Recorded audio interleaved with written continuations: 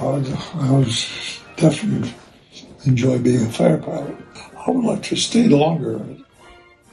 Our squadron deployed to Italy, and there we had four airplanes with bombs loaded up, real bombs, and we had the same mission, except in France. The French would not allow us to have atomic bombs in France, so we would send a squadron up into Germany for a month and rotate the crews in and out and set it all on alert the same way. Did I ever tell you about bombing Puget Sound? I had a flight of 4 Panthers with each one had 2 500-pound bombs on it. And we were going out to a small island a little off the coast that was uninhabited.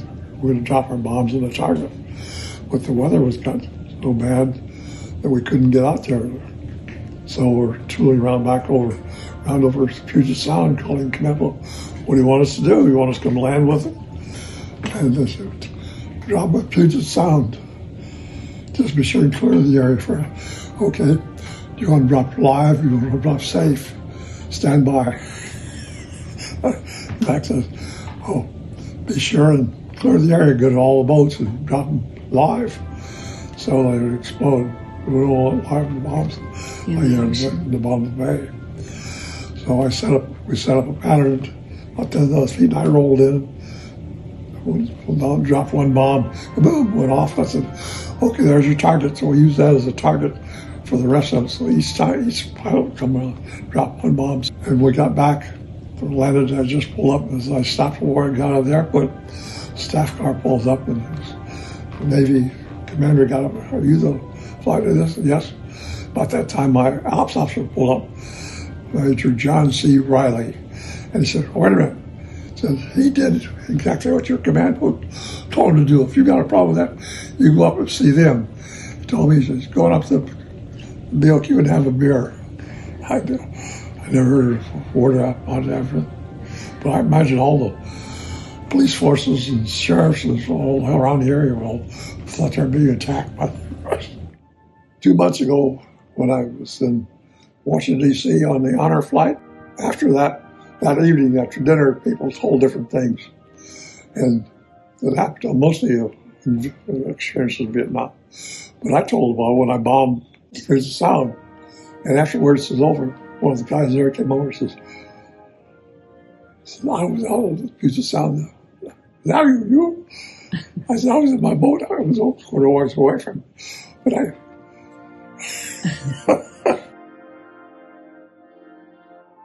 F-100 Super Sabre. Okay. This was when we first got them in Albany, Georgia, after my last flight. How many flights did you do? 339 missions.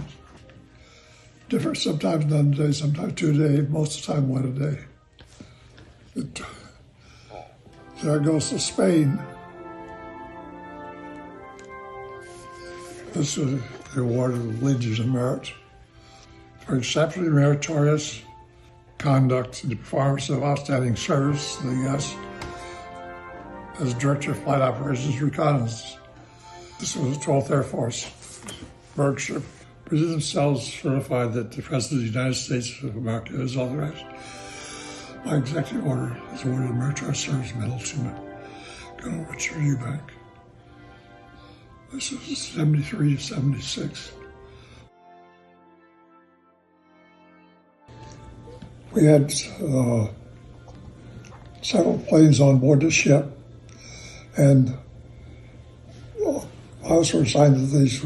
We had 4 airplanes take off and fly patterns around, and then as one goes down the fuel lane, put it down below and it launched another new one. And my aircraft, I was about number 8 in the squadron. My aircraft was down in the hangar deck, which is kind of dim. It's not dark, but it's just lights. So I inspected the airplane and got strapped in.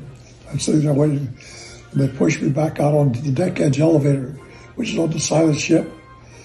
And I look out, and the ocean's going by underneath me.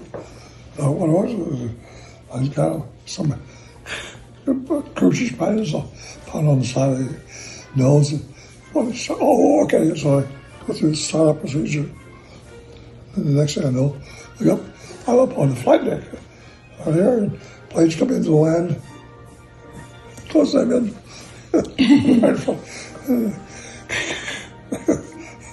Taxi, so these taxi out up to the catapults, and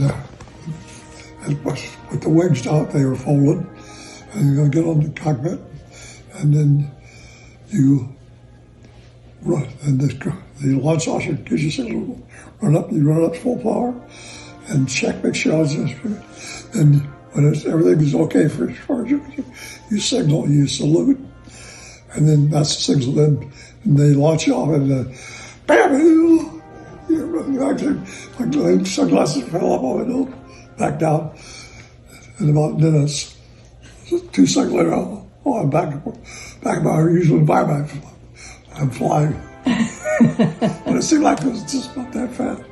As you're coming in, you have a landing signal officer with flags outside, and he directs you on airspeed and where high or low and everything, and when to take the cut, he does this. That's when you check your power and touch down, and then so as you touch down, you put your power full forward.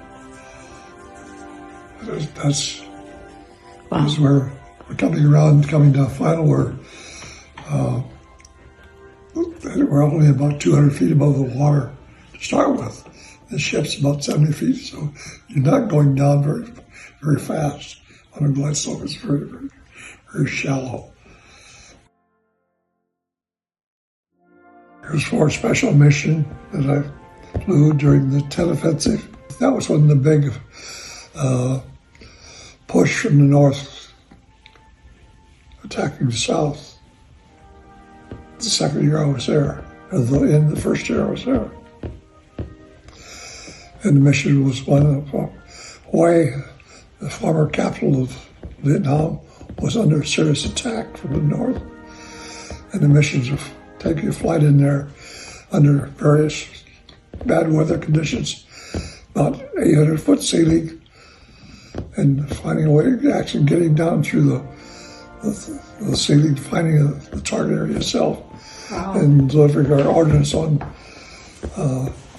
the North Vietnamese attack.